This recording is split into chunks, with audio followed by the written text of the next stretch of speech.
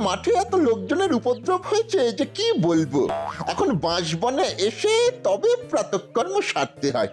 তা যা বলেছিস বটা। আরে আরে, গোপাল দাদা মনে হচ্ছে না? বাঁশ বাগানের ওদিকে কি করছে? চল তো আড়াল থেকে গিয়ে দেখি। এই মোহরের থলিগুলো প্রকাশ্যে রাখা যাবে না। এইগুলো দিয়ে রাজ্যের লোকদের অনেক মঙ্গল হবে। এগুলোকে আপাতত এখানেই লুকিয়ে রাখি। দেখি গাছের নিচে কি করছে। দেখ দেখ দেখ, মোহরের থলি। লোক করছে আবার ওই থলিগুলো। এই এই চুরি করবি? তার থেকে চল মন্ত্রীমশাইকে বলি, মন্ত্রীমশাই যা বলবেন তাই করব। চল চল। হ্যাঁ, ওনার এখন ওই রাজপ্রাসাদে থাকার কথা। মন্ত্রী মশাইও জানবেন আর মহারাজও জানবেন, ভালোই হবে।